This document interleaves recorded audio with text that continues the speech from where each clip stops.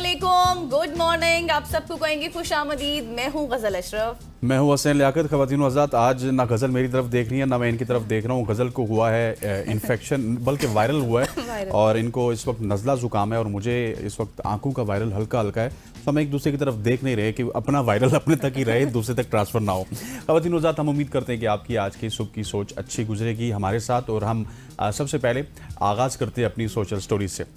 कौमी एथलीट अरशद नदीम आज world athletics championship में मद्दे मुकाबला आएंगे और टोक्यो में javelin throw qualification round Pakistani वक्त के मुताबिक 4:45 पर शुरू होगा। जेवलिन थ्रो मुकाबले का फाइनल 18 सितंबर को खेला जाएगा। अरशद नदीम ने अपनी कामयाबी के लिए जाने वालों से दुआ की अपील भी की। वर्ल्ड एथलेटिक चैंपियनशिप में दुनिया भर के मायनाज जेवलिन थ्रो खिलाड़ी शिरकत कर रहे हैं, जिनमें भारत के Olympic gold medallist Neeraj Chopra भी शामिल हैं।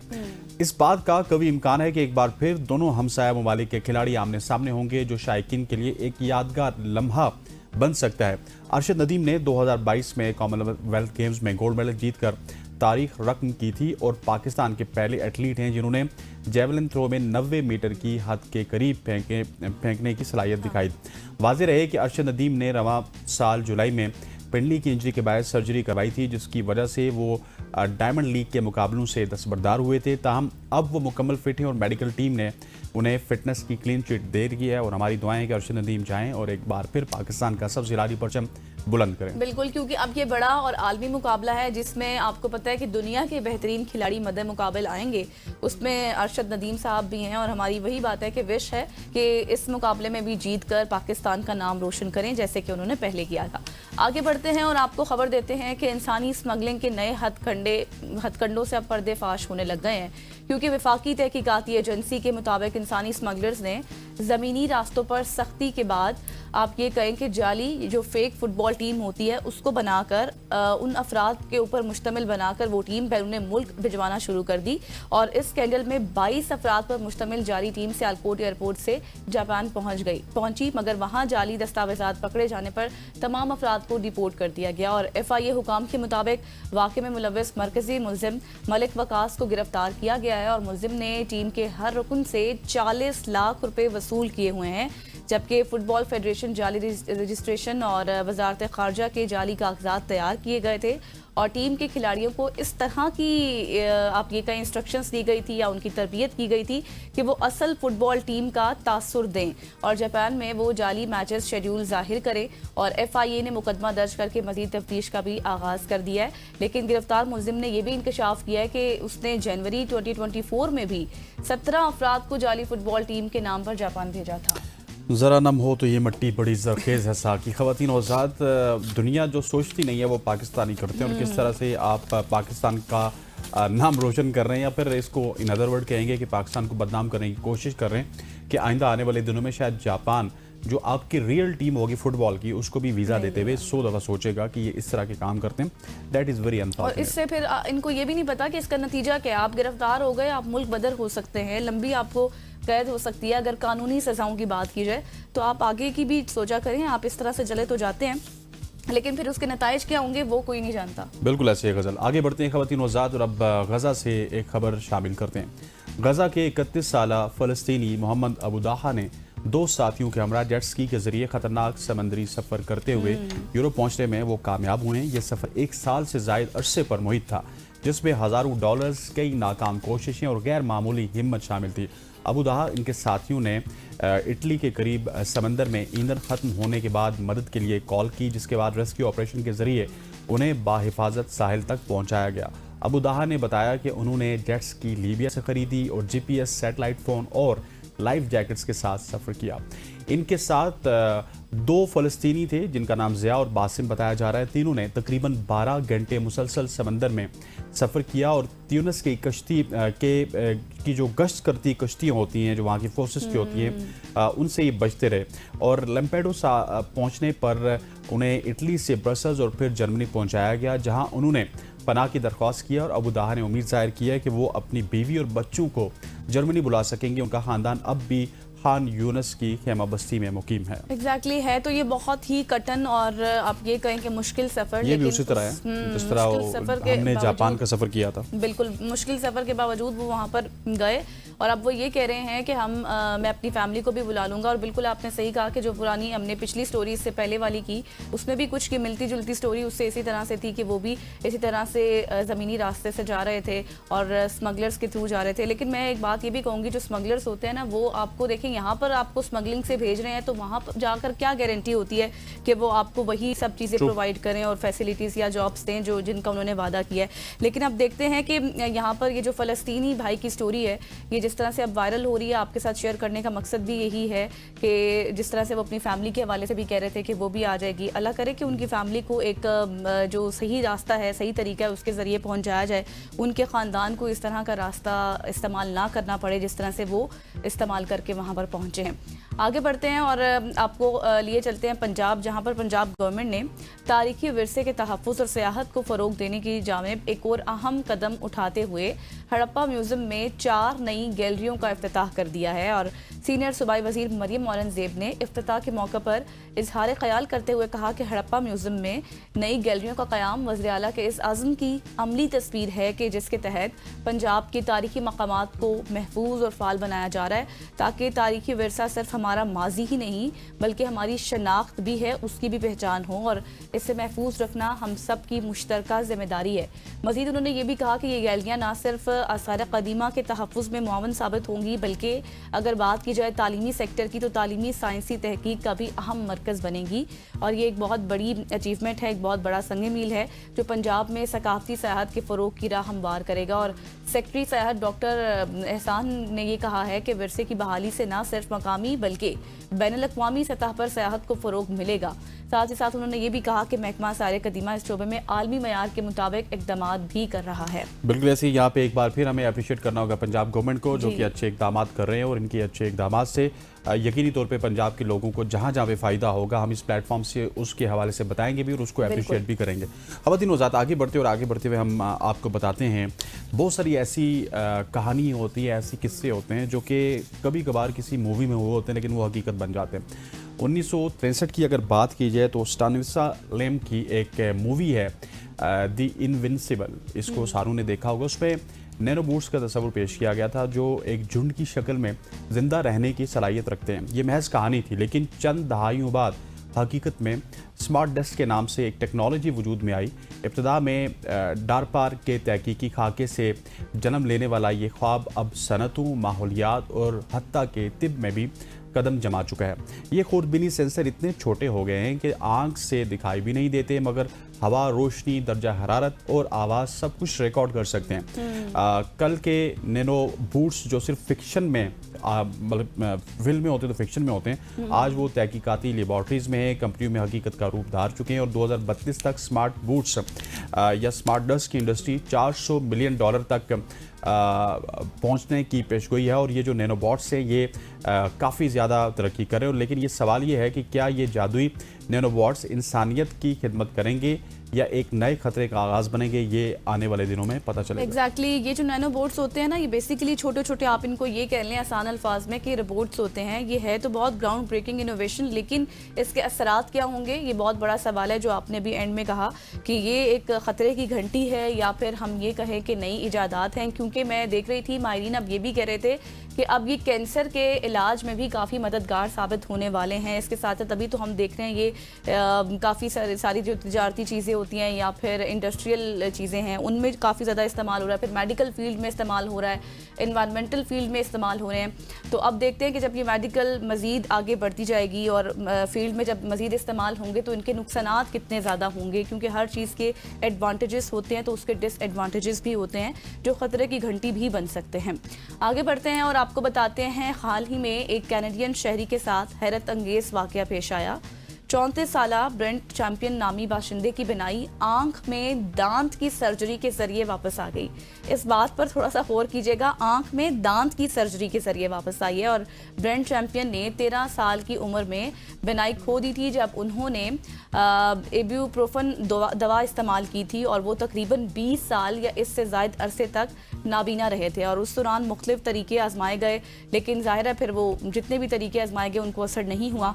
बाद में क्या हुआ कि विनकोरो कनाडा में डॉक्टर ग्रेग मेलोनी ने उनकी ओस्टियो, ओडोंटो और केराथ्रोप्रोसेसिस के नाम से जाने वाली एक पेचीदा सर्जरी की। ये सर्जरी आप ये कहें कि 2 अहम मरहलों पर मुश्तमिल थी। दांत लेंस का ये जो जोड़ है, पहले वो गाल के अंदर रखा गया, ये जो चिक्स होते हैं इनके अंदर रखा गया ताकि वहाँ टिश्यू बन सके, और फिर बाद में आंख के सामने बनने वाली सतह की जगह उसको बाद में ले जाया जा सके, और फिर आखिर में इसे आंख में नस्ब किया गया जहां उससे रोशनी आंख के अंदरूनी हिस्सों तक पहुंच सके। फिर सर्जरी के बाद ब्रेंट ने बतदरीज बिनाई हासिल की और रिपोर्ट्स ये बता रही हैं कि उनकी नज़र तकरीबन 2030 या फिर 2040 तक पहुंच चुकी है इस वक्त। और जिसके बाद अब मतलब इसका ये है कि वो अब हाथ की हरकत सामने देख सकते हैं, हर चीज़ देख सकते हैं और जुज़वी बसारत भी उनको हासिल हो चुकी है। That's very very amazing. और जब भी आप ये रूट कैनाल की बात करती हैं या फिर कोई दांत निकालने की हम बात करते हैं तो उसमें हमने अक्सर देखा है कि जब कोई लोग दाढ़ निकालते हैं या दांत निकालते हैं तो उनकी बीनाई चली जाती है। सो ये जो दाढ़ है, दांत हैं, ये बड़े कनेक्टेड होते हैं। बाज़ औक़ात ये आपके ब्रेन के साथ कनेक्टेड होते हैं, आपकी आंखों के साथ कनेक्टेड होते हैं। तो कहीं ना कहीं वो जो एक तार हिल गई थी ना, वो खाने से, एक दवा खाने से, वो एक रूट कैनाल करवाने से वापस उनकी बिनाई आ गई। और मुझे लगता है कि आने वाले दिनों में हम शायद ये खबर वापस करें कि उनकी बिनाई 100% वापस आ चुकी है। सो ये जब भी हम अक्सर अपने प्रोग्राम में भी इसी वजह से इन डॉक्टर्स को बुलाते हैं कि आप जब रूट कैनाल करें तो रूट कैनाल आपको किसी अच्छे डॉक्टर से करवानी चाहिए ताकि आपको इस तरह के साइड इफ़ेक्ट्स ना हों। ख़वातीन हज़रात, ये थी हमारी आज की सोशल स्टोरीज़। मैं उम्मीद करता हूँ कि आपको पसंद आई होंगी। यहाँ पर वक्त वो चाहता है एक ही कमर्शियल ब्रेक का, ब्रेक लेंगे, वापस आएंगे, हमारे साथ रहिएगा।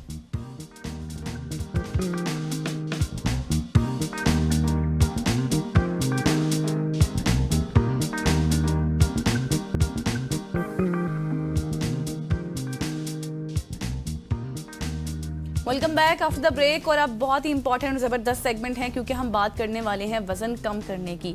जब भी वज़न कम करने की बात होती है तो सबसे पहले माइंड में डाइटिंग का लफ्ज़ ही आता है, लेकिन हकीकत ये है कि सख्त डाइटिंग अक्सर फ़ायदे से ज़्यादा नुकसानदेह भी होती है। लेकिन कैसे? मुसलसल थकन, चिड़चिड़ापन, ग़िज़ाई कमी, या फिर आप ये कह लें कि आपका जो मेटाबॉलिज्म होता है उसकी रफ्तार भी सुस्त पड़ जाती है। असल बात यह है कि चर्बी पर काबू पाने के लिए खुद को आपने भूखा रखना या फिर अपनी पसंदीदा ग़िज़ाएं मुकम्मल तौर पर छोड़ देना, ये चीज़ें ज़रूरी नहीं होती, बल्कि समझदारी से तर्ज़ ज़िंदगी में ऐसी तब्दीलियाँ लाना काफ़ी हैं जो जिस्म को आपको फितरी तौर पर बैलेंस रख सकें। आज हम बात करेंगे डाइटिंग के नुकसानात और उन आसान तरीकों की जिनसे बगैर डाइटिंग के भी वज़न कम किया जा सकता है। बिल्कुल ऐसे ही हमारे साथ डॉक्टर जमील हैदर मेहरवी साहब मौजूद है। सो मच हो जानेगा सर। जिस तरह एक कंप्लीट इंट्रो में बता दिया गज़ल ने, हम आपसे भी पूछना चाहेंगे कि क्या वाकई जो सख्त डाइटिंग होती है ये वज़न कम करने का वाहिद रास्ता है या सिर्फ एक आम फहम गलती है जिसको हम रोज़मर्रा करते हैं और इसके नुकसानात से हमें आगाही नहीं है? बहुत शुक्रिया जी, थैंक यू वेरी मच आपका मुझे ज़ूम पे कॉल लेने का इंटरव्यू के हवाले से। बात उनकी बिल्कुल ठीक है इस पॉइंट ऑफ से कि जितने भी लोग डाइटिंग करते हैं ये सुना के एक दूसरे से, और उससे ये होता है कि अगर किसी का वजन कम होता है तो वो उसकी अपनी बॉडी को वो डिहाइड्रेट भी कर रहा होता है और कई सारे उसके न्यूट्रिएंट प्रॉब्लम जो है ना वो हो रहे होते हैं और वीक हो रहा होता है उल्टा वो पेशेंट।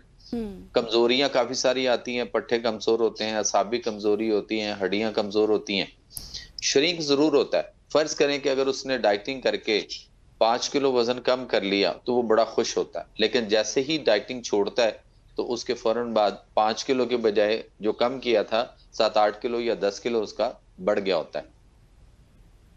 सही। अच्छा डॉक्टर साहब, फिर ये बताएं, जिस तरह से आपने कहा कि वजन कम तो जरूर होता है लेकिन कमजोरियां भी हो जाती हैं, कभी पट्ठों में दर्द है, कभी टांगों में दर्द है, कभी कमर में दर्द है, तो क्या तरीका हम अपना सकते हैं जो फॉलो कर सकते हैं? कौन सी ऐसी टिप्स जो कि आसान और फहम हो हर बंदे के लिए?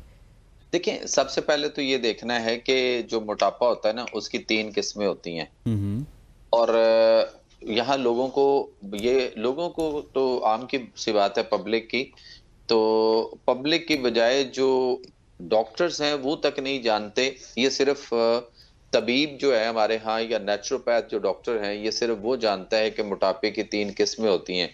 एक मोटापा वो होता है जिसमें मरीज के जो है ना वो चर्बी ज्यादा होती है, यानी उसके अंदर सौदावी तेजाबियत जो होती है ना उसका मसला होता है। और इनका इनका जो जिस्म होता है ना, वो जिस्म इनका सख्त किस्म का कसा हुआ टाइट होता है, हार्ड होता है।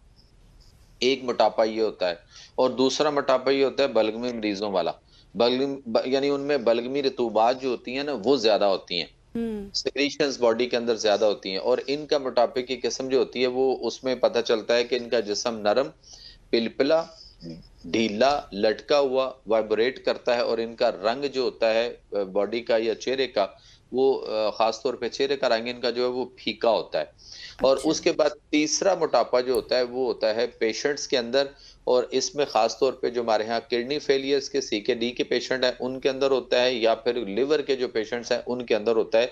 और ये सोजन वाला होता है, यानी ओडियामा सोजन होती है उनके टांगों पे या बाजुओं पे या पूरी बॉडी के ऊपर स्वेलिंग हो सकती है।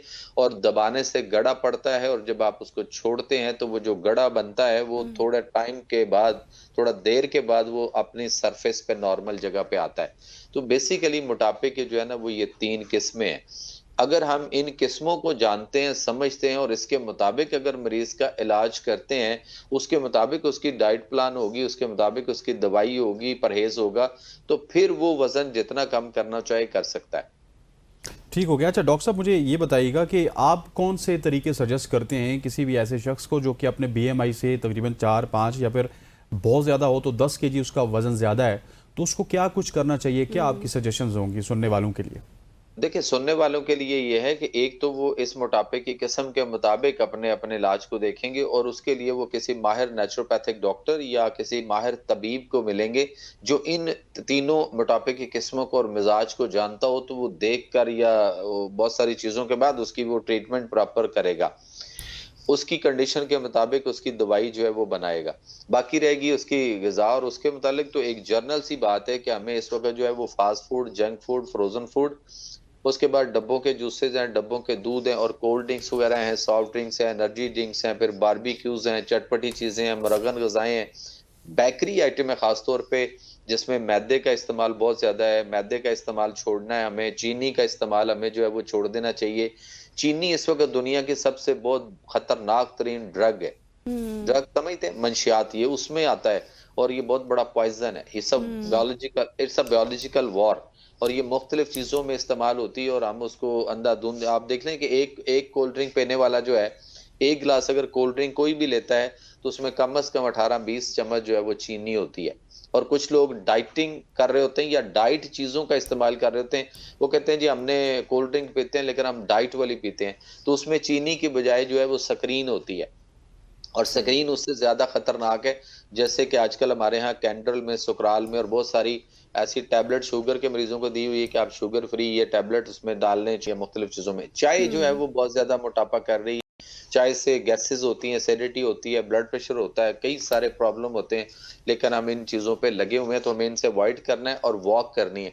और वॉक जो है वो मैं कहूंगा सबसे कि नंगे पांव जो है वो जमीन के ऊपर घास पे, या घास ना हो तो जहां पे खाली जमीन हो, आप कच्ची मट्टी के ऊपर नंगे पांव कम से कम 40 मिनट जो है वो वॉक किया करें। डेली और बेसिस अगर पे?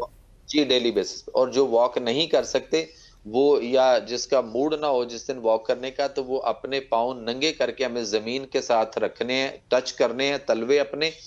और ये जमीन हमारी जो है वो हमारी बॉडी को अपग्रेड कर देती है, सॉफ्टवेयर हमारा अपडेट हो जाता है। और हमारे यहाँ नर्वस सिस्टम होता है दिमाग में, और वहां पे मोटर न्यूरॉन सेल्स होते हैं, उससे करंट निकलता है और पूरी बॉडी के नर्वस सिस्टम के थ्रू वो पूरी बॉडी में रिफ्लेक्ट करता है।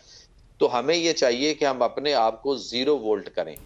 0 वोल्ट हम तब होंगे जैसे कि हम अगर इस वक्त कोई भी अपने ये जो मैकेनिक होते हैं ना, मुख्तलिफ इलेक्ट्रॉनिक चीजें ठीक करने वाले, उनके पास एक मीटर होता है जो मुख्तलिफ पुर्जों को चेक कर रहे होते हैं। तो उनकी दो तारें होती हैं, एक रेड और एक ब्लैक। रेड वाली को अगर आप पकड़ेंगे तो वो आपको बताएगा कि आप में, मेरे में जो है ना वो 0.4 जो है वो नीडल ऊपर जा रही होगी, सुई। तो इसका मतलब है कि हमारे अंदर 0.4 जो है ना वो वोल्टेज मौजूद है, जबकि हमें 0 वोल्ट रहना है। तो 0 वोल्ट करने के लिए 40 मिनट अगर आप जमीन के साथ टच होंगे तो आपके वो जो 0.4 आ रहा था उस मीटर के ऊपर, वो आपका 0 वोल्ट हो जाएगा। तो हमें 0 वोल्ट पे अपने आप को रखना, और इससे बेशुमार फायदे लोगों को होंगे। और ये तो पब्लिक बताएगी, इसको करने के बाद मेरे पेशेंट्स और मेरे पूरी दुनिया में जितने फॉलोअर्स हैं और जो लोग एजुकेट हो रहे हैं, मेरा हमारे साथ टच हैं। मेरा एक प्रोजेक्ट है बैक टू नेचर, तो उसमें जो लोग हमारे साथ टच, वो जो ये कर रहे हैं, वो यकीन करें कि आप खुद भी करके देखिएगा, और उसके बाद आप खुद इस पे फिर चाहेंगे कि हम इस पे एक फिर बिल्कुल। कोई ऐसा करें कि ये 40 मिनट, और इसके करने से आपने खुद बताना है कि आपको क्या फायदे हासिल होंगे। अच्छा और डॉक्टर साहब, मुझे ये बताएं कि अब आपने कुछ चीज़ें तो बताई हैं, जिस तरह आपने वॉक का बताया है, कच्ची मिट्टी का बताया है कि उसके ऊपर हमने वॉक करनी है, घास वाली मिट्टी के ऊपर भी। हम जब कुछ लोग हमने देखा है कि जब वो एक्सरसाइज करते हैं बीच में छोड़ देते हैं, फिर उनका वेट गेन हो जाता है, फिर एक्सरसाइज करते हैं, तो ऐसे हमारा मेटाबॉलिज्म भी इफेक्ट होता ही है। लेकिन कुछ ऐसी ग़िज़ाएँ या कुछ ऐसी एहतियात आप बता सकते हैं नॉर्मली हर बंदे के लिए, जो आप जिसको हम देखते हैं कि अक्सर वेट चढ़ता है फिर कम होता है, उसके लिए कि वो उसको करनी चाहिए, वैसा खाना जी खाना बिल्कुल चाहिए? बिल्कुल, ऐसा ऐसा बिल्कुल है। देखिए, सबसे पहले तो ये है कि हमें गंदम को छोड़ना है, क्योंकि गंदम का जो आटा है ये इस वक्त जीएमओ फूड है, और इसके अंदर बेशुमार मसाइल आ चुके हुए हैं।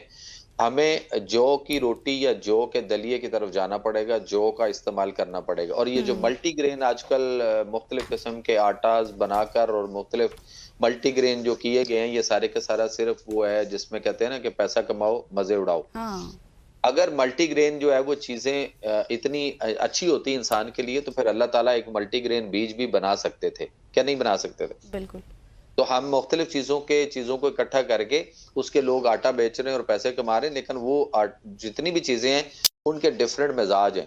हो सकता है कि बहुत सारी चीजें एक दूसरे के साथ क्लैश कर रही हूँ, तो उसलिए उसको नहीं देखना। सिर्फ आप सल्लम ने अपनी पूरी जिंदगी सबसे ज्यादा जौ की रोटी और जौ का दलिया तनावुल फरमाया, उसके बाद कभी कभार आप सल्लम ने गंदम की रोटी भी तनावुल फरमाई। लेकिन आका करीम ने, नबी आखिरुज़्ज़मा पैगंबर आज़म आखिर सल्लल्लाहु अलैहि वसल्लम के ज़ाते गिरामी ने अपनी जिंदगी में कभी भी मैदा की बनी हुई कोई चीज नहीं चखी।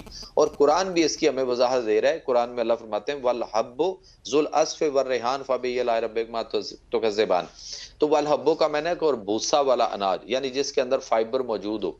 हम बगैर फाइबर के सारी चीजें, जैसे सुबह लोग उठते हैं तो पूड़ियां मैदे की बनी हुई, डबल रोटी मैदे की बनी हुई, नान मैदे के बने हुए, और फिर रात गए तक। और एक प्लीज मैं रिक्वेस्ट करूंगा पब्लिक से कि शाम को मगरब तक, हद मगरब तक आप खा लें। मगरब के बाद अगर लेट भी हो तो आप 15-20 मिनट तक खा सकते हैं, जब आपके पास सफेदी होती है, बाहर रोशनी होती है। लेकिन जैसे ही आपकी सफेदी जो है वो तारीकी में, स्याही में, ब्लैकिश कलर में डूबना शुरू हो जाए और स्याही आना शुरू हो जाए, यानी रात शुरू हो जाए, अंधेरा शुरू हो जाए, तो फिर उस वक्त मत खाओ, इसलिए कि वो लिवर फैटी आएगा। और आपके खुराक जो भी आप खा रहे हैं, आप देखें ना, अब इस वक्त पब्लिक क्या कर रही है, रात को आधी रात तक तो मुख्तलिफ डील मंगवा रहे हैं, टेक अवे हो रहे हैं। अब तो एक क्लिक मारे और आपको घर बैठे खाना आ रहा है। तो कभी भी ऐसा नहीं करना, वरना हम तमाम इस वक्त जो है वो एच पैलोरी एक बीमारी है, मैदे के अल्सर, और उससे बिगड़ कर, और वो इतनी तेजी से फैल चुकी हुई है कि दुनिया में इस वक्त 8 अरब। ठीक हो गया डॉक्टर साहब, इंशाल्लाह आपसे मज़ीद भी इस हवाले से गुफ्तगू करेंगे और आने वाले दिनों में इस टॉपिक के ऊपर, क्योंकि एक ऐसा टॉपिक है जो कि एक सेगमेंट में तो ख़त्म नहीं हो सकता। आपके वक्त का बहुत बहुत शुक्रिया। ख़वातीन वज़ारत डॉक्टर जमील हमारे साथ मौजूद थे, जो कि डाइटिंग के हवाले से हमें बता रहे थे। यहाँ पे वक्त हो जाता है एक शॉर्ट सी कमर्शियल ब्रेक का। ब्रेक लेते हैं, वापस आते हैं, हमारे साथ रहिएगा।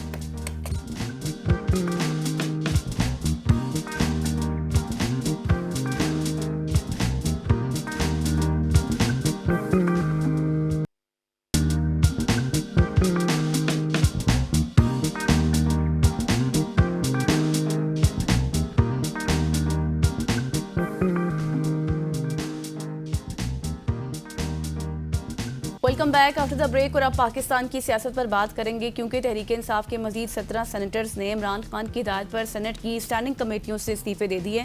साथ ही साथ आज हम इस सेगमेंट में ये भी डिस्कस करेंगे कि कल FIA साइबर क्राइम की टीम मडियाला जेल पहुंची और वहां पर इमरान खान साहब से इन्वेस्टिगेशन की और कहा कि आपका एक्स अकाउंट कौन चलाता है, आपने अपना एक्स अकाउंट किसको दिया हुआ है, क्या आपको इतना पता है कि आपके एक्स अकाउंट से रियासत मुखालिफ मवाद शेयर हो रहा है, जिस पर इमरान खान साहब ने कहा कि मैं आपको नहीं बताऊंगा। और उस टीम से FIA साइबर क्राइम टीम से उन्होंने सवालनामा, तहरीरी सवालनामा भी मांग लिया और कहा कि मैं वकला की मौजूदगी में ये तमाम सवाल जितने भी हैं उनके जवाब दूंगा। तो आज हम ये सवाल जानने की कोशिश करेंगे। बिल्कुल ऐसी है गज़ल, और इसी हवाले से हमारे साथ हैं सेनेटर हुमायूं मोहम्मद साहब हमारे साथ मौजूद हैं। Sir thank you so much हो जाने का। सबसे पहले जिस तरह गज़ल ने अपने इब्तदाई में बताया, इमरान खान की हिदायत पर PTI के 17 मजीद सेनेटर्स को ने जो है वो कमेटी से इस्तीफे दे दिए। इसको आप किस नज़र से देख रहे हैं? ये फैसला तो आपको पार्लिमानी निज़ाम से एक बार फिर अलग कर देगा और आप फिर पार्लिमान में भी कुछ नहीं कर सकेंगे। बिस्मिल्लाहिर्रहमानिर्रहीम, या का नाबुदो व या का नस्तईन। देखिए, इस तरह बात यह है कि जो सेनेटर जिन्होंने मजीद में नहीं, मतलब सबने किया है, ठीक है, और उसकी वजह यह है कि जो सिस्टम डेमोक्रेसी के ऊपर बेस ना कर रहा, जिस सिस्टम को इंटरनेशनली, अभी आपने रिसेंटली ये जो कॉमनवेल्थ वाला इशू हुआ है, आप ये सोच लें कि गवर्नमेंट ने उनको कहा था कि आप लोग ये रिजल्ट रोक के रखें जो सामने आ रही हैं बातें, और उन्होंने इस गवर्नमेंट के कहने पे या इस सिस्टम के कहने पे बातचीत रोक के रखी थी। आप उसमें कैसे बैठ सकते हो? कोई शख्स भी उसमें कैसे बैठ सकता है? तो जब हम ये सारी चीजों को सामने से देखते हैं तो हमारा ये ख्याल होता है कि इस सिस्टम में रहने का फायदा। नंबर 2, देखिए, कमेटियों का ये होता है कि कमेटियों के अंदर आप डिस्कस करते हैं, पॉलिटिकल केसेस डिस्कस कर, सॉरी, ये बिल्स डिस्कस करते हैं। जिस जगह पे आप लोग ये सोच लें कि वहां पे लोग जो हैं वो कोई इस किस्म के इम्पोर्टेंट बिल लाते ना हो, आप उनके साथ क्या कर सकते हैं? आप उसमें बैठकर क्या करेंगे? सारी चीजें तो बारों बार डिसाइड हो रही है। आपकी 26 जो अमेंडमेंट है वो किस जगह पे डिस्कस हुई है, कहाँ डिस्कस हुई है? कहीं डिस्कस हुई है? नहीं डिस्कस हुई। तो जब इस किस्म की चीजें हो रही हो तो आप मतलब उन कमेटियों में बैठ के क्या कर लेंगे? तो मेरा ये ख्याल है कि इट इज अ वेरी ये तो इस सिस्टम के साथ होना ही चाहिए था कि इस सिस्टम में तो मतलब। और दूसरी बात ये है, एक और चीज है कि जिस लिहाज से ये लोग हमारे लोगों को अभी अनडेमोक्रेटिकली तोड़ रहे हैं, तो अगर हम इस सिस्टम में और इन इलेक्टोरल प्रोसेस में हिस्सा लेते हैं तो हम बेसिकली ये एक्नॉलेज कर रहे हैं कि यार ये सिस्टम जो है ना ये सही है। मैं उसमें हिस्सेदार नहीं बनना चाहता, मैं इनको वैलिडेट नहीं करना चाहता। लेकिन सर हुमायूं साहब, बात यह है, जिस तरह से आप कह रहे हैं आपको कुछ बताया नहीं जाता या फिर कमेटियों में बैठकर आपने क्या करना है, लेकिन एक पोजीशन डिफाइन होती है। अगर आप इस तरह से स्पेस खाली छोड़ देंगे फिर आपकी पार्टी पर क्या असर पड़ेगा? क्योंकि आपको पता है कि सेनेट की स्टैंडिंग कमेटियां कानून साजी और पॉलिसी साजी में रीढ़ की हड्डी की हैसियत साबित होती हैं। देखिए, इस वक्त अगर आप पूछे आके देखें तो पाकिस्तान की रीढ़ की टूटी हुई है। पाकिस्तान की रीढ़ की हड्डी की जो असल स्ट्रेंथ है, जो डेमोक्रेटिक प्रोसेस होता है, वो इस वक्त ना होने के बराबर है।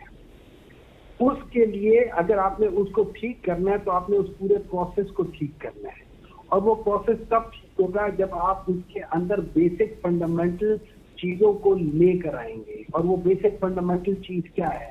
वो बेसिक फंडामेंटल चीज है कि आप जो पॉलिटिकल पार्टीज हैं उनको उनका हक देंगे। अनफॉर्चुनेटली इस वक्त वो हक नहीं दिया जा रहा। इस वक्त पॉलिटिकल मैन्यूवरिंग हो रही है और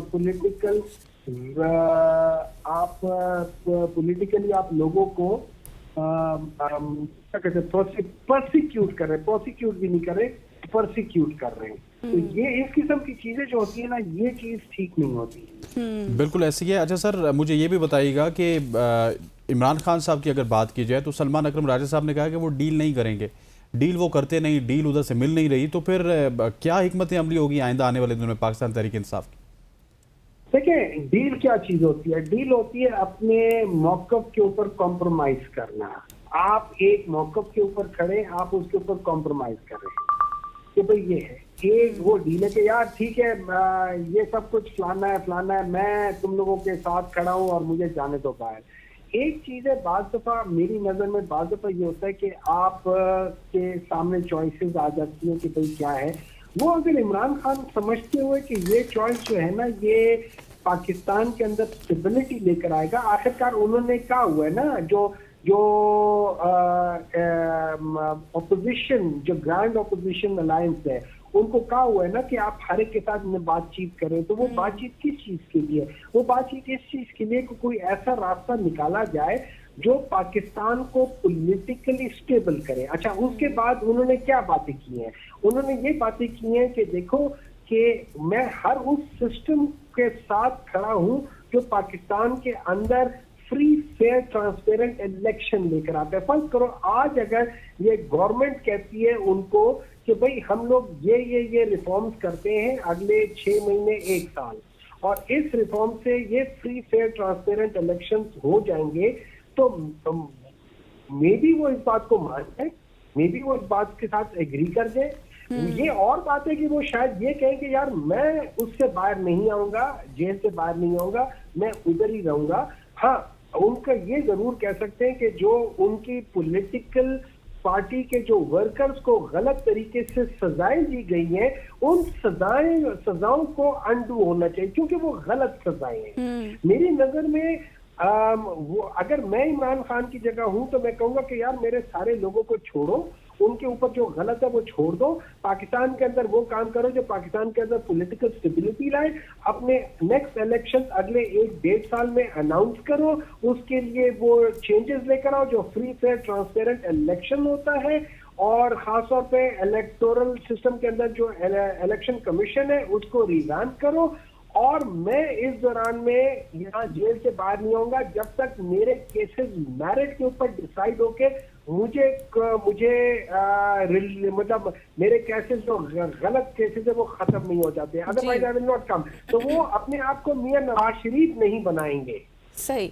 अच्छा सर, ये मुझे आखिर में बता दीजिएगा कि अभी जो अकील मलिक साहब ने कहा है कि पीटीआई ने हमेशा से जो टीटीपी है उसको खुश करने की कोशिश की है, और खैबर पख्तूनख्वा में जो ऑपरेशन है उसके हवाले से भी बातचीत चल रही थी। आपको लगता है कि अगर सूबाई हुकूमत वाक़तन ये ऑपरेशंस की मुखालफत करती है तो फिर वफाकी हुकूमत की क्या जिम्मेदारियाँ और इख्तियारात बनते हैं?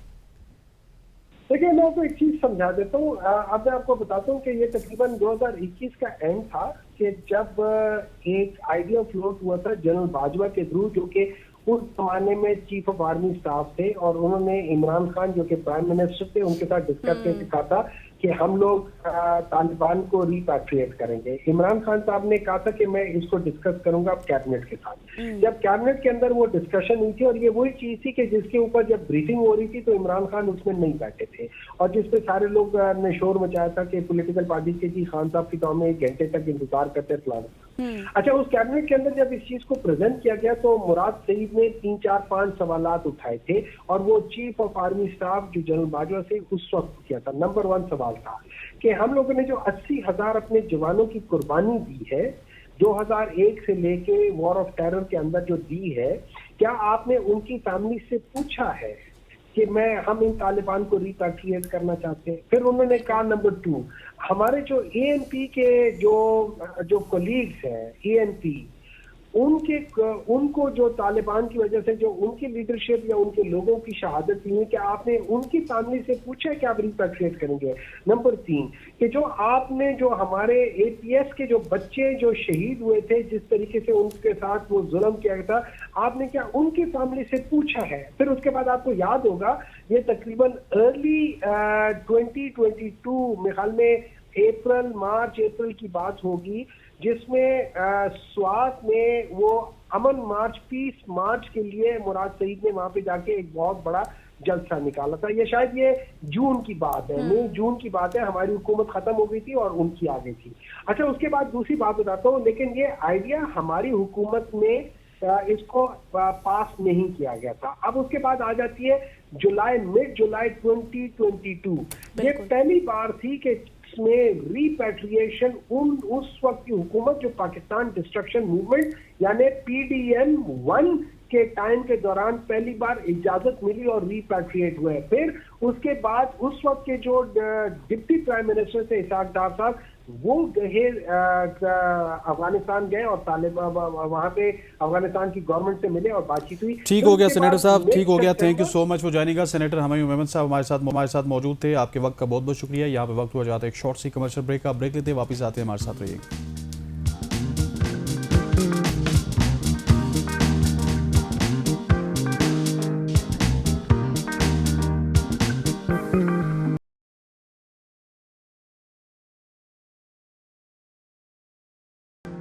Welcome back after the break. और अब कुछ बात कर लेते हैं क्रिकेट की सूरत हाल पर, क्योंकि एशिया कप 2025 में पाकिस्तान के आइंदा मैच खेलने या फिर ना खेलने के हवाले से अभी तक फाइनल फैसला नहीं किया जा सका। लेकिन ज़राए क्या बताते हैं ये भी जानेंगे। और ज़राए के ही मुताबिक कौमी टीम दुबई में आईसीसी क्रिकेट अकेडमी पहुंच गई, जहां खिलाड़ियों ने मसनूई रोशनियों में 3 घंटे तवील ट्रेनिंग सेशन में हिस्सा लिया।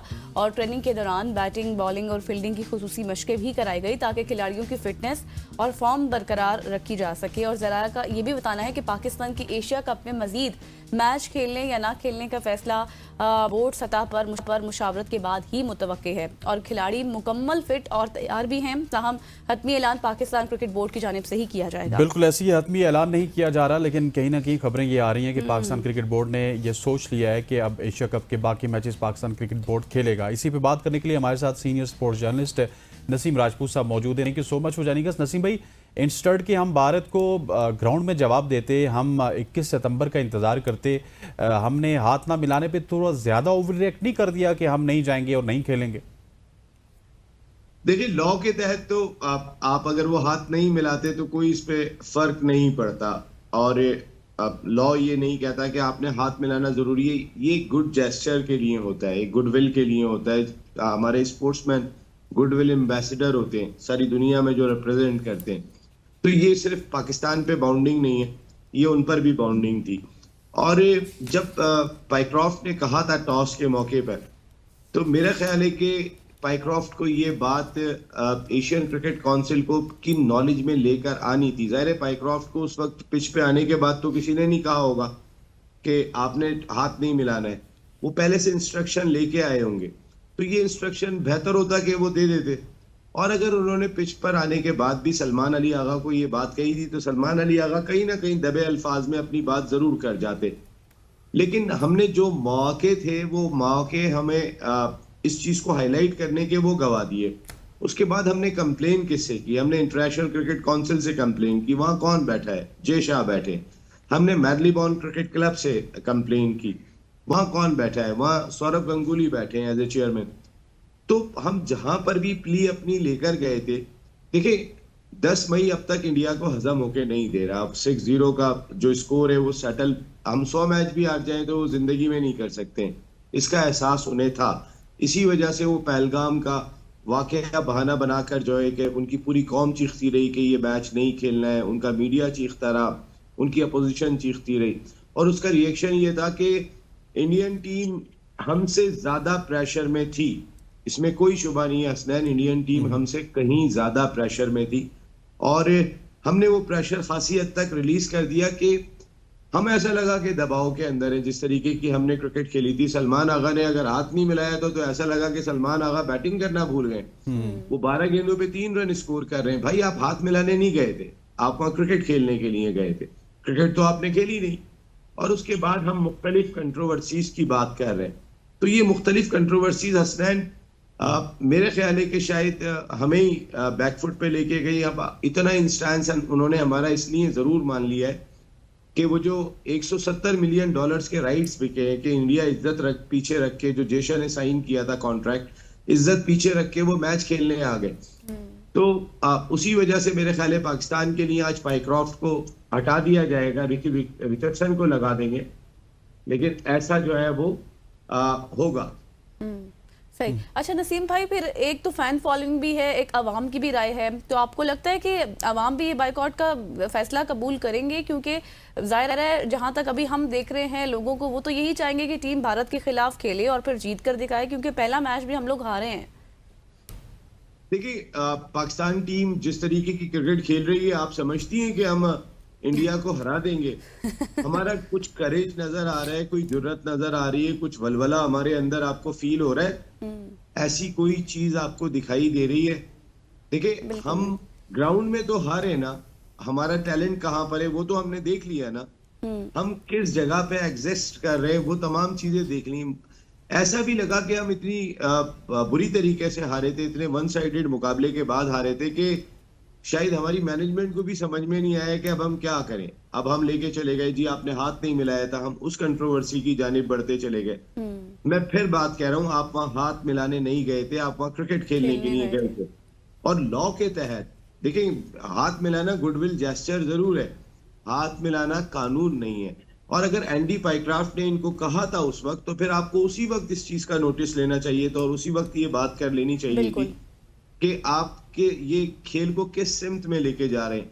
और देखिए, हाथ मिलाने से ज्यादा बड़ी कंट्रोवर्सी ये थी कि सूर्या कुमार यादव ने जिस तरीके से संजय मंजरेकर से पोस्ट मैच प्रेजेंटेशन में गुफ्तगू करते हुए बात की थी, और जो उन्होंने कहा था कि हम ये नाम अपनी फोर्सेस की लिए करते हैं जो सरहदों पे हमारी हिफाजत करती है, हमारी इंस्पायरेशन का सबब है।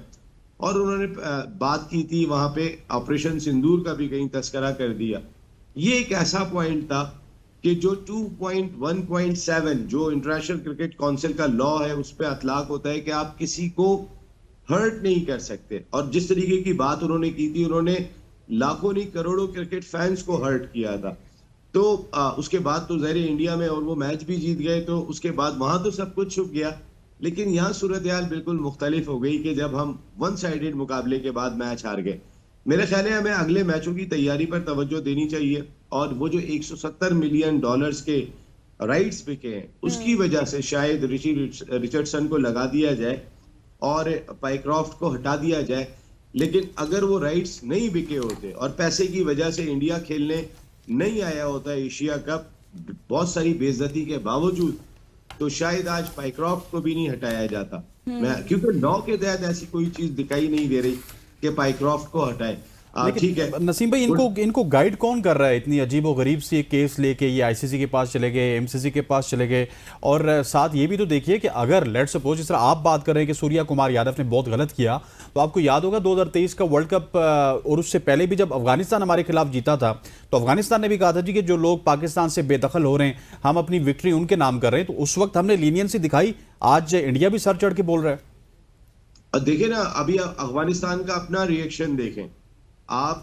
कल जो वो मैच हारे हैं बांग्लादेश से, क्योंकि वो जाके बैठे हैं इंडिया की गोद में और वो सारे फैसले इंडिया को सामने रखते हुए करते हैं। इंडिया उनके बैक पे खड़ा होता है। फैसल अफरीदी को टारगेट करते हुए दिखाई दे रहे हैं पाकिस्तानी अंपायर को उस मैच में। और मैं देख रहा था अभी सोशल मीडिया पे एक ये भी चीज लगी हुई थी कि हम तो 12 खिलाड़ी, सामने हमारे अपोनेंट 12 थे, तो हम कैसे जीत सकते थे? 11 का मुकाबला 12 से था। उन्होंने इवन की एक फुटेज ऐसी भी आई है कि उनके खिलाड़ी फैसल अफरीदी से हाथ मिलाने जा रहे थे, तो उन्होंने उनको मना किया और वहां पे गुस्से में दिखाई दे रहे थे बहुत।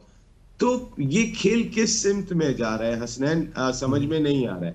देखिए, एक इंडिया ने किया, उसके बाद जब बांग्लादेश की टीम कल मैच जीतने में कामयाब हो गई, तो जो इंडिया के चेले थे, मैं उनको चेला कहता हूँ, ये राशिद खान एंड कंपनी जाके जो जितने सारे आईपीएल में खेलते हैं, वो जुबान भी उन्हीं की बोलते हुए दिखाई देते।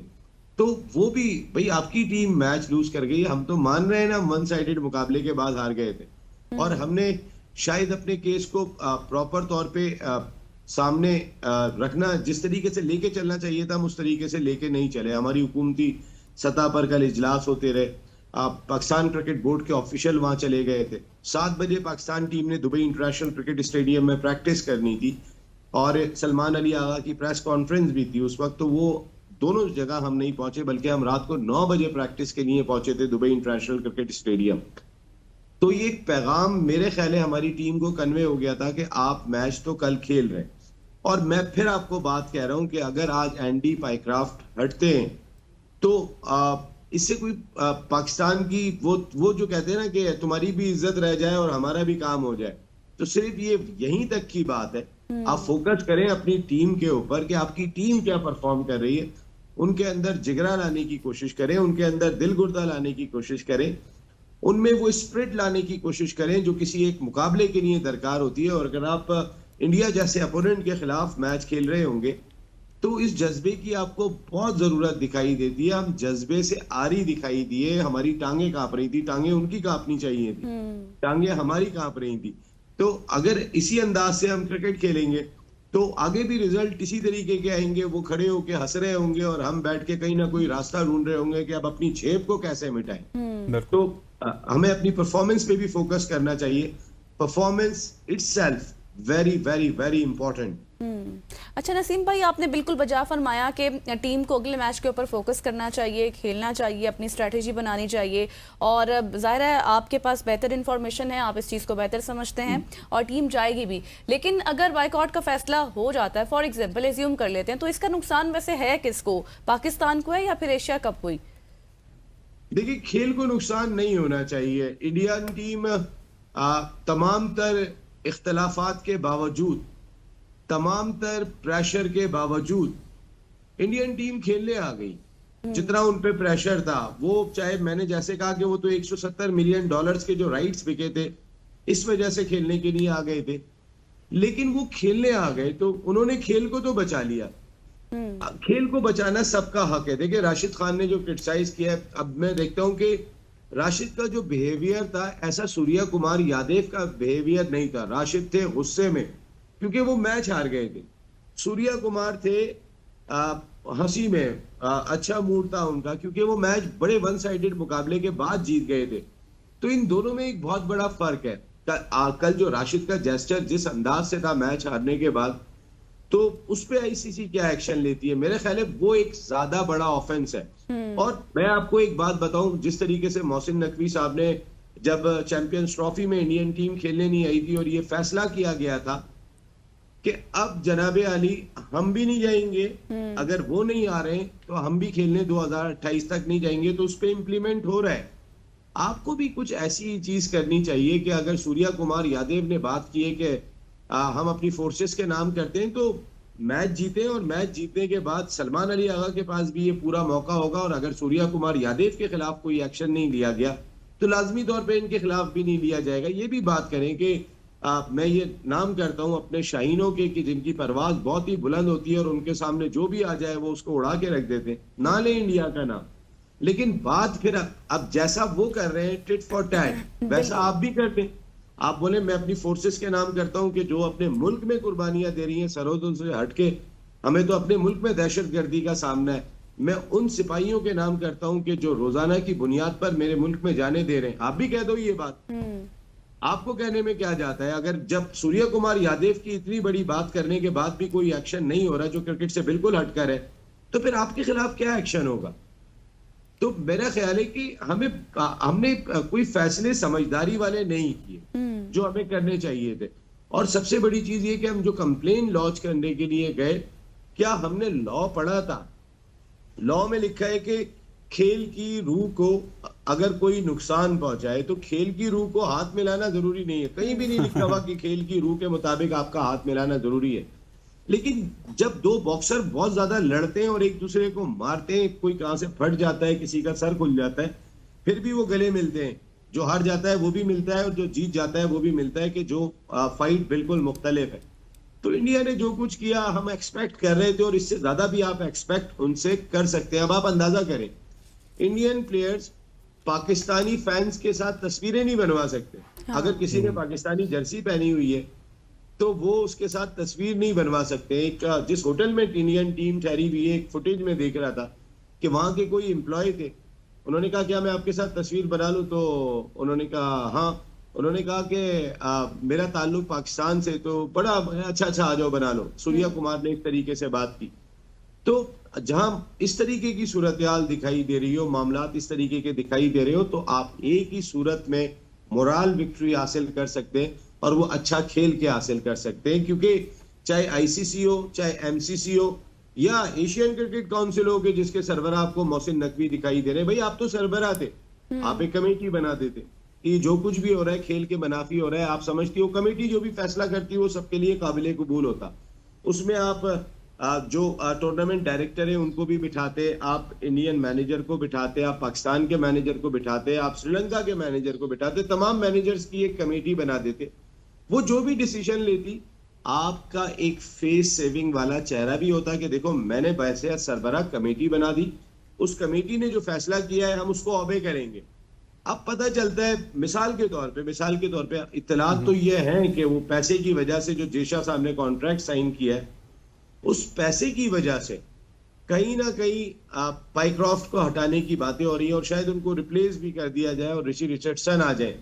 लेकिन क्या पाइक्रॉफ्ट जो आपका मुतालबा था कि वो एशिया कप में नहीं होंगे, यस, तो आपका वो मुतालबा तो नहीं माना गया। अब तो सिर्फ वो हुआ है कि तुम्हारी आबरू भी रह जाए और मेरी इज्जत भी रह जाए, ये मामला हुआ है। इससे ज्यादा तो कुछ भी नहीं हुआ हसनैन भाई। बिल्कुल ऐसे ही। अच्छा नसीम भाई, lastly but not the least, एक बहुत बड़ा इंसिडेंट जिसका 2-3 दफा आप जिक्र कर चुके हैं, राशिद खान के हवाले से रात को हुआ और उन्होंने एक किस्म की बदतमीजी की है फैसल अफरीदी के साथ। It's not about Pakistan. Faisal Afridi वहाँ पे आईसीसी के भेजे हुए अंपायर हैं, जितने भी अंपायर्स हैं, रेफरीज हैं, वो आईसीसी नहीं भेजे, तभी एसीसी उनको रिक्वेस्ट कर रही है। सो राशिद के खिलाफ क्या एक्शन होना चाहिए, क्योंकि ये हेट पाकिस्तान के खिलाफ तो है ही है, लेकिन कहीं ना कहीं आईसीसी को भी इसके ऊपर एक्शन लेना चाहिए। देखिए हसनैन, पाकिस्तान ने कहीं भी इंटरनेशनल क्रिकेट काउंसिल के ऑफिशियल को डायरेक्टली हर्ट नहीं किया, डायरेक्टली टारगेट नहीं किया, डायरेक्टली अप्रोच नहीं किया। बाज़ाब्ता तौर पे अगर वो आईसीसी के ऑफिशियल थे तो उनको आईसीसी में ही कंप्लेन की गई थी। कोई उनके दरवाजे पे नहीं गया था, किसी ने जाके नहीं कहा था इससे हाथ नहीं मिलाना, इनसे मिलना नहीं। तमाम की तमाम चीजें हमने कुछ भी ऐसा नहीं किया। राशिद खान तो स्क्रीन पर दिखाई दिए कि जो है वो पाकिस्तानी अंपायर, देखें मैं फिर बात कर रहा हूँ, ये जाके बैठे हैं इंडिया की गोद में और इंडिया की जानिब से पीछे से एक सपोर्ट थी कि फैसल अफरीदी के फैसले क्या थे। आपने देखे हैं फैसल अफरीदी के फैसले ऐसे तो नहीं थे जो पाकिस्तान के इंडिया के मैच में इधर पांव पे गेंद लगी और इधर उंगली खड़ी कर दी अंपायर ने। 3 डिसीजन ऐसे थे कि जो गेंद बाहर जा रही थी और अंपायर ने आउट दिया था। नवाज का भी आपने देखा था, स्लाइटली क्लिक करता हुआ गया था क्योंकि अंपायर कॉल थी, उन्हें बाहर जाना पड़ा था। तो जो अंपायरिंग उस ग्राउंड में हो रही थी कि इंटरनेशनल क्रिकेट काउंसिल अंधी है, उसको दिखाई नहीं दे रहा कि आपके अंपायर्स इंडिया को फेवर देने के लिए क्या कुछ करते हैं। आपके मैच रेफरी खामोशी से कह देते हैं कि जी हाथ नहीं मिलाना, सलमान अली आगा वहीं क्लियर कर देते तो बेहतर होता। फैसल अफरीदी ने ऐसे कौन से डिसीजन लिए हैं? मुझे ऐसा लगा कि इंडिया से उनको ऑर्डर आया है कि आपने कहीं ना कहीं कोई ऐसी कंट्रोवर्सी, क्योंकि पाकिस्तान का अंपायर आपके मैच में ऑफिशिएट कर रहा है, आप क्रिएट कर दें। मुझे ग्राउंड में बताएं, जिस तरीके के फैसले पाकिस्तान के मैच में अंपायर्स दे रहे थे, क्या इस तरीके के फैसले आपने देखे जो फैसल अफरीदी ने दिए? ऐसे फैसले नहीं थे। अफगानिस्तान टीम और उनकी कौम हार बर्दाश्त ही नहीं करती है, और जब वो हार बर्दाश्त नहीं करते हैं तो उनका रिएक्शन जो है चेहरों से दिखाई नहीं देता, उनकी हरकत और सकनात से भी दिखाई देना शुरू हो जाता है। मेरे ख्याल है ये एक इंटरनेशनल क्रिकेट काउंसिल का बड़ा ब्रीच है, उनके ये एक बड़ी कॉन्फ्लिक्ट है और इस पे आईसीसी का टेस्ट केस है कि वो यहाँ पर क्या फैसला करते हैं। और अगर वो यहाँ पर भी लीनियंट हो जाते हैं तो इसका मकसद है कि बाप ने जैसे बच्चे को थपक दिया, इस तरीके से इंडिया ने अफगानिस्तान को थपक दिया। क्रिकेट टीम की बात कर रहा हूँ, I am not talking about the countries. Indian cricket ने अफगानिस्तान क्रिकेट को कि जो को थपका के भाई ठीक है बस तुमने गलत किया था, सरजनिश कर दी। इट इज नॉट सरजनिश। यहाँ पे राशिद खान का बैन बनता है, यहाँ राशिद खान के खिलाफ एक बड़ा डिसिप्लिनरी एक्शन बनता है। क्या इंटरनेशनल क्रिकेट काउंसिल लेगी? ये एक बहुत बड़ा टेस्ट केस है। Exactly. Thank you so much. Senior sport analyst हमारे साथ मौजूद थे राजपूत साहब, आपका बहुत बहुत शुक्रिया। कॉम्प्रिहेंसिव डिस्कशन कर रहे थे हम पाकिस्तान से रिलेटेड कि अब मजीद क्या क्या चेंजेस होंगी, पाकिस्तान खेलेगा नहीं खेलेगा। यहाँ पर लेंगे एक ब्रेक और ब्रेक के बाद हम वापस आएंगे, हमारे साथ रहिए।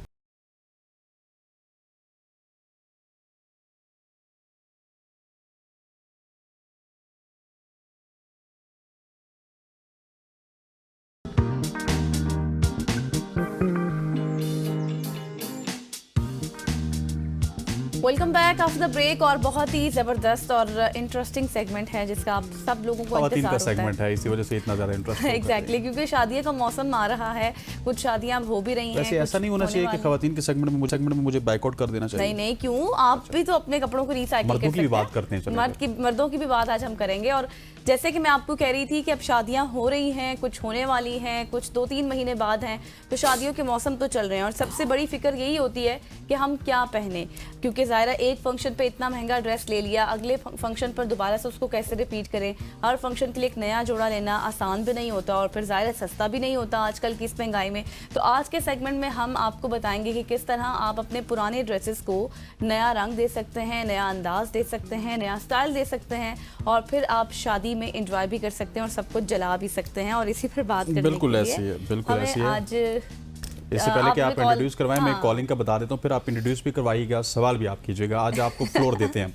ख़वातीन वज़ात, आप इन दोनों शख्सियात से सवाल भी कर सकते हैं और सवाल करने के लिए हमारे 2 नंबर इस वक्त स्क्रीन पे आ रहे हैं, 051-890-1008 और दूसरा नंबर है 051-2624946। इन दोनों पे कॉल कर सकते हैं और आप अपने मन के सवाल भी इनसे पूछ सकते हैं। एग्जैक्टली और अब मैं आपको बताती हूँ कि हमारे साथ कौन सी शख्सियात इन स्टूडियो में मौजूद हैं। सहरिश रज़ा ने हमें ज्वाइन किया, thank you so much for your time. और इसके साथ साथ अली साहिबा ने हमें ज्वाइन किया, आपका भी बहुत शुक्रिया। सबसे पहले सहरिश बताएं कि with the upcoming wedding seasons many peoples want to save money, तो किस तरह से हम कोई टिप्स बताएं आसान सी। कोई ब्राइडल है, उसका बहुत हैवी ड्रेस है, महंगा ड्रेस है, एक दफ़ा पहनेंगी बस बात ख़त्म हो गया, किस तरह से हम उसको न्यू आउटफिट बना सकते हैं अपने लिए। So there are a couple of things that recently, कुछ चीज़ें तो हमारी दादियों के ज़माने से चलती आ रही है और परदादियों के ज़माने से चलती आ रही हैं। वो तो ये है कि which is the easiest, कि जब आपके पास कोई बहुत काम वाला जोड़ा होता है, so for example शादी के जोड़े में नॉर्मली दुपट्टा बहुत हैवी होता है, तो इवेंचुअली क्योंकि वो इतना बड़ा दुपट्टा होता है तो लोग उसको रिपर्पस कर लेते हैं, उसको एक शर्ट में कन्वर्ट कर लेते हैं और इस शर्ट के साथ आप एक प्लेन ट्राउज़र और प्लेन दुपट्टा ले लें, आपका इंटायरली एक नया ड्रेस बन गया जो you can wear at any wedding in your family even, और कोई भी नहीं पहचानेगा। सिमिलरली बहुत दफ़ा ये होता है कि स्पेशली जब थोड़ा शिफॉन फैब्रिक होता है तो वो काम लग के वो कपड़ा थोड़ा वोर्न ऑफ होना शुरू हो जाता है। सो उसमें सबसे बेहतर तरीका ये होता है कि वो आप काम ज़ाया ना करें, क्योंकि लोग अक्सर मैंने देखा है कि वो कपड़ा ही ज़ाया कर देते हैं। तो वो काम क्योंकि इतना महंगा है आजकल, तो अब it is getting more expensive हर साल काम करवाना कपड़े पे। जो मुकेश का काम शायद 20,000 में होता था वो शायद अब लाखों में हो रहा है। तो यू कैन टेक दैट काम एंड आप एक नया फैब्रिक ले लें और उसके ऊपर एप्लिक करा लें। सो रादर देन वेस्टिंग वो पूरी जो वैल्यू तो काम की है ना, वैल्यू शिफॉन के फैब्रिक की तो नहीं है। तो रीपर्पस करने का कॉन्सेप्ट जितना ज़्यादा हमारी सोसाइटी में था, बहुत ज़्यादा अगेन पुराने ज़माने में, फिर वो इवेंचुअली ख़त्म हो गया। तो आई थिंक अब हम लोग इतने ऐसे में मेहनत थोड़े से आलसी हैं ना, तो हम लोग इतनी मेहनत नहीं करना चाहते। बट आई रियली थिंक कि आप एक बिल्कुल नई लुक निकाल सकते हो पुराने कपड़ों के साथ, पुराने काम के साथ। स्टाइलिंग में फॉर एग्जांपल आपके पास एक स्ट्रेट शर्ट है और अब आप नहीं पहनना चाह रहे, आप उसको एक गाउन में कन्वर्ट कर लो। गाउन्स आजकल बहुत स्टाइलिश हैं, they are very in style. और उसके साथ अगेन प्लेन सिल्क अंदर आप लॉन्ग शर्ट और ट्राउजर बनवा लो। So there are million ways that you can do it. ठीक, अच्छा अरिशा आपकी तरफ आऊँगा। इन्होंने कहा कि हमारे यहाँ पहले ये कॉन्सेप्ट था कि किस तरह से पुराने कपड़ों के ऊपर काम करना है, काम करके वापस उसको हम इस्तेमाल के लिए बनाते थे, लेकिन अब ये कॉन्सेप्ट थोड़ा सा ख़त्म होता चला जा रहा है। आप क्योंकि फैशन डिज़ाइनिंग में और मार्केटिंग में भी काफ़ी ज़्यादा स्किल्स रखती हैं, हमारी आजकल की नौजवान नस्ल में या मार्केटिंग जब आप करने जाती हैं तो क्या इसका रुझान बढ़ा है कि हम वापस पुरानी चीज़ों को भी रिवेम करने की कोशिश करते हैं? सो येस एब्सोल्युटली, क्योंकि अब I think trends are changing, we are shifting and उस चीज़ की एक्सेप्टेंस भी अब बहुत ज़्यादा हो रही है। हमारे स्पेशली जो यंगर जनरेशन है वो बहुत ओपन है to exploring newer ideas and actually bringing back the older trends as well. For example अभी रिसेंटली एक फर्शी शलवार का ट्रेंड बहुत ज़्यादा दोबारा इन हो गया था। सो वो एक पुराना स्टाइल है और जब हम अपनी अम्मियों को या अपनी खालाओं को वो दिखा रहे थे तो उन्होंने कहा था कि हम अपनी जवानी में ये सब ट्रेंड्स जो है वो पहन चुके हैं। और अब लाइक जिस तरीके से सहरिश ने भी कहा कि अब काम करवाना इतना एक्सपेंसिव हो गया है कि आप अपने पुराने अम्मियों के फैंसी पार्टी वेयर्स निकाल के रिपर्पस कर रहे होते हैं। जिस तरह मैंने अपनी शादी पे भी अपनी अम्मी की बारात का जोड़ा अपनी मेहंदी पे यूज़ किया और ऑनेस्टली उस टाइम पे जो काम होता था, जो कपड़ा था, वो उसकी ग्रेस, उसका काम इतना neat and it actually looks very trendy and very nice अगर आप उसको स्टाइल कर लें। सो आप उसके साथ डिफरेंट चोली बना लें, कुछ कर लें। सो अब उस ट्रेंड की acceptance towards accepting people for whatever they want to wear वो काफ़ी ज़्यादा है। और आप इवन अगर एक जोड़ा आपने ले लिया, आप उसको डिफरेंट तरीके से स्टाइल कर लें, डिफरेंट तरीके की ज्वेलरी पहन लें, इवन मेकअप भी डिफरेंट कर लें ख़वातीन, तो वो बिल्कुल उसकी लुक जो है वो डिफरेंट हो जाती है। And there are multiple ways, और अब तो इतने ज़्यादा ज्वेलरी के ब्रांड्स आ गए हैं, इतने सैलॉन्स आ गए हैं कि आप ऑनलाइन भी अपनी इंस्पिरेशन वगैरह ले सकते हैं, और वो आपके लिए बड़ा सिंपलर हो जाता है टू एक्चुअली फाइंड वेज कि आप इसको दोबारा से रीस्टाइल कैसे कर सकते हैं। सही। अच्छा, मुझे ये बताएं सैरिश थोड़ा सा कि हम, ये तो बात हो गई कि हम कपड़ों को रिसाइकिल कर लें, उनका काम उतरवा लें, दूसरे कपड़े पे लगा लें, लेकिन कुछ ऐसे कपड़े हैं जो रिसाइकिल नहीं भी होते, उनकी सिलाइयाँ ख़राब हो जाती हैं, तो कौन से ऐसे कपड़े आप प्रेफर करती हैं दोबारा से सिलाई होकर ख़राब नहीं होते? अगर कोई लहंगा वगैरह, साड़ी वगैरह खोल ली जाए तो, क्योंकि ज़्यादा उनका कपड़ा डिफरेंट होता है ना। बिल्कुल ऐसा ही है। सो अगेन वो वही बात है कि डिपेंड करता है, अगर आपको लगता है आपका fabric is the problem, then आप काम निकाल सकते हो। बहुत दफ़ा काम ऑल्सो बिकम्स द प्रॉब्लम कि वो काम काला हो जाता है, वो इट जस्ट लुक्स ओल्डर। तो फिर at the end of the day I think for things like that हम लोग जिस तरह एक चीज़ करते हैं कि हमारे पास कुछ कपड़े ऐसे आए जो कि लोगों के पार्टी वेयर थे, बट हमें लगा कि वो अब पहनने की पोजीशन में नहीं है। सो हमने उसके साथ ये किया कि हम लोगों ने उन कपड़ों से छोटी छोटी जो बैग्स नहीं आप पकड़ते शादियों में लेकर जाते हैं साथ, तो हमने वो छोटे छोटे बैग्स बना लिए, एक्सेसरीज बना ली, क्लिप्स बना ली, तो वो काम को दोबारा रिपर्पस कर दिया इनटू एक्सेसरीज, बजाय इसके कि हम लोग वो बिल्कुल ज़ाया करके फेंक देते हैं। तो वही वाली बात है कि आपको थोड़ी क्रिएटिविटी लानी होती है कि आप किस तरह हर चीज़ रिपर्पस हो सकती है। फैब्रिक स्पेशली बहुत आसानी से रिपर्पस हो सकता है। और मैं आपको एक और मज़े की चीज़ बताती हूँ कि आजकल स्पेशली बाहर ये बहुत ज़्यादा रुझान है, पाकिस्तान में भी थोड़ा थोड़ा आ रहा है कि जो यंगस्टर्स है ना, उनको कोई ऐसी चीज़ पहननी है जो डिफरेंट हो, जो किसी और के पास ना हो। तो जब आप इस तरह अपसाइकिल करते हैं ना चीज़ें, जब आप रिपर्पस कर रहे होते हैं फैब्रिक्स को, तो आप एक ऐसी यूनिक चीज़ क्रिएट कर रहे होते हैं जो किसी ब्रांड के पास नहीं है। सही। तो लेकिन सैरिश मुझे एक चीज क्लियर करे, कपड़ा मतलब लाइक मुझे ये समझाएं हमारे देखने वालों के लिए भी। नहीं मुझे समझ आ गई, लेकिन मैं एक चीज क्लियर करना चाह रही हूँ।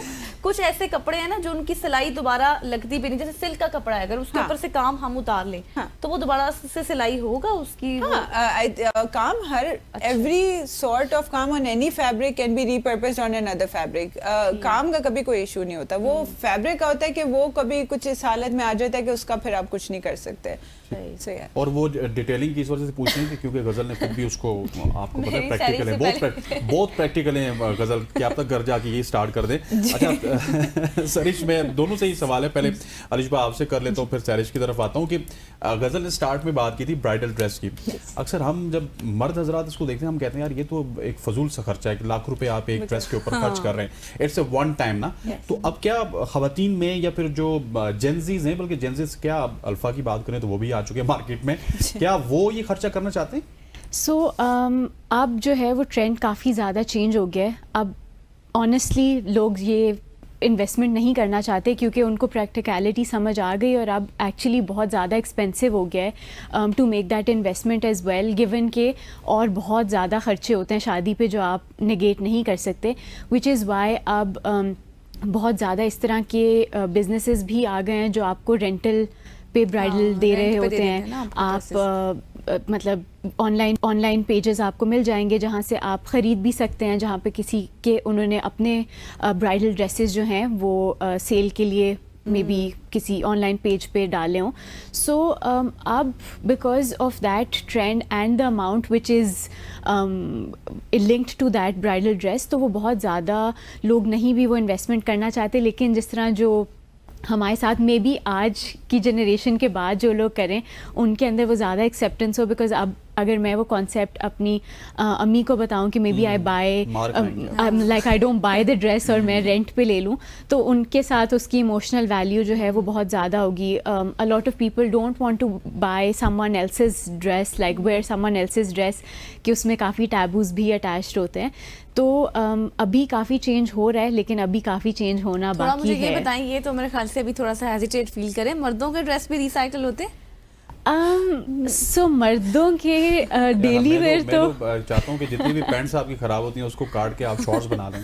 बना ले, लेकिन मसला ये है मर्दों का, मैं हमेशा यही बात कहती हूँ कि मर्द कपड़ा अपना तब उसकी जान छोड़ता है जब तक वो बिल्कुल कोई चूहा ना कुतर गया हो उसको। देखा? तो मसला ये है कि they don't let it go, we let our clothes go. हम लोग अच्छी हालतों में जिस तरह फॉर एग्जांपल ये जो हमने आज ड्रेसेस भी पहने हुए हैं वो हमारी एक सेलर के ड्रेसेस हैं, तो अब ये इतनी अच्छी हालत में है कि हमने जब देखे तो it seem like their brand new, but वो पहन के बेच रही हैं। बिल्कुल ऐसी। और आपने जो ड्रेस ये पहना हुआ है ना, आप कभी भी अब एबीएन पे नहीं पहन के आएंगी क्योंकि वो यार गजल ने और हसनैन ने देखा हुआ, ये भी खवातीन का प्रॉब्लम है। थैंक यू सो मच सैरिश, आपका शुक्रिया। और ये थी आज की हमारी सुबह की सोच। हम उम्मीद करते हैं कि आपको ये पसंद आई होगी और इंशाल्लाह कल आपसे फिर मुलाकात होगी। तब तक के लिए मुझे गजल अशरफ को हमारी पूरी प्रोडक्शन टीम को इजाजत दीजिए। अल्लाह हाफिज़। अल्लाह हाफिज़।